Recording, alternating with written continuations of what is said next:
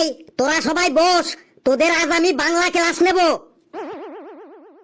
নে লেবু বল, সরল বাক্য আর জটিল বাক্য কাকে বলে উদাহরণ সহ বল। স্যার, যখন কোনো কথা সহজ সরল ভাবে বলা হয় তখন তাকে সরল বাক্য বলে। যেমন, আমার খুব জোরে হাগা লেগেছে, আমি এখন হাঁটতে যাব, এইটা হলো সরল বাক্য। আর যখন কোনো কথা সহজ ভাবে না বলে জটিল ভাবে বলা হয়, মানে ঘুরাইয়া পেঁচিয়ে বলা হয়, তখন তাকে জটিল বাক্য বলে। যেমন ধরুন, আমার খুব জোরে হাগা লেগেছে, এই কথাটা যদি আমি জটিল করে বলি তাইলে হবে, স্যার আমার পেটটা খুব জোরে পুটুস পাটুস করছে, আমি আর বসে থাকতে পারছি নাই, আমি পুকুর যাব, নাইলে আমার প্যান্টের মধ্যেই হয়ে যাবে। এইটা হলো জটিল বাক্য বটে। কি বললি তুই? আমার খুব জোরে হাগা পেয়েছে, এটা সরল বাক্য, আর আমার পেটটা পুটুস পাটুস করছে, এটা জটিল বাক্য। লেবু, আজ তোর একদিন কি আমার একদিন, আজ তোকে মেরে আমি তোর প্যান্টের মধ্যে হাগু করিয়ে ছাড়বো। স্যার আর মারবেন না, আমি হাত তুলে বেঞ্চের উপর দাঁড়ান গেছি বটে।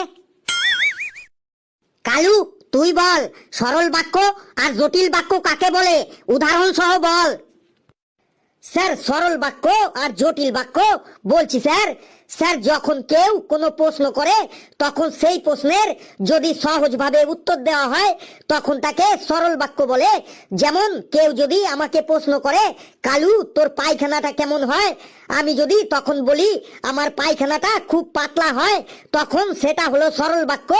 আর যদি আমি পাতলা না বলে বলি আমার পায়খানাটা একদম নলেন গুড়ের মতো হয়, তখন সেটা হলো জটিল বাক্য। কি বললি তুই? তোর পায়খানাটা খুব পাতলা হয়, এটা সরল বাক্য, আর তোর পায়খানাটা একদম নলেন গুড়ের মতো হয়, এটা জটিল বাক্য। এই কে আছিস? এক হাড়ি গরম গরম নলেন গুড় নিয়ে আয় তো, আজ কালুর মাথায় আমি গরম নলেন গুড় ঢালবো।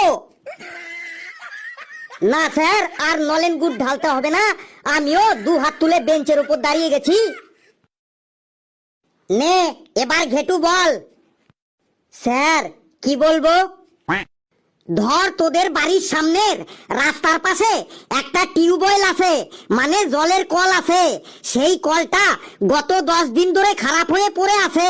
এবার সেই কলটা সারানোর জন্য তুই চেয়ারম্যানের কাছে দরখাস্ত লিখবি।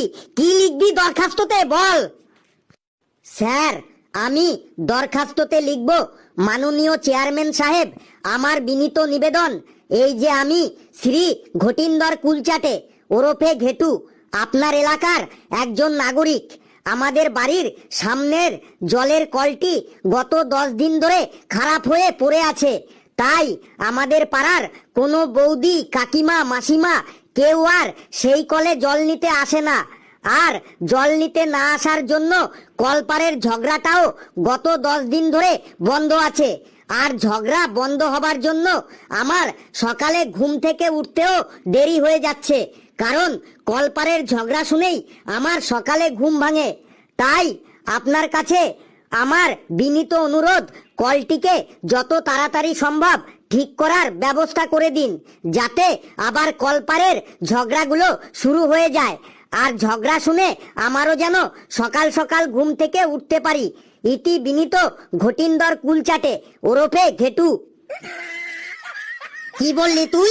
কলপারের ঝগড়া শুনে সকালে তোর ঘুম ভাঙে? আয়, আজ আমি তোর ঘুম ভাঙাচ্ছি। তোকে আমি বললাম কল সারানোর কথা, আর তুই শুরু করে দিলি ঝগড়া ঝাঁটির কথা। আয়, তোর ঘুম আমি ভাঙাচ্ছি আজ। স্যার, আমিও দু হাত তুলে বেঞ্চের উপর দাঁড়িয়ে গেছি।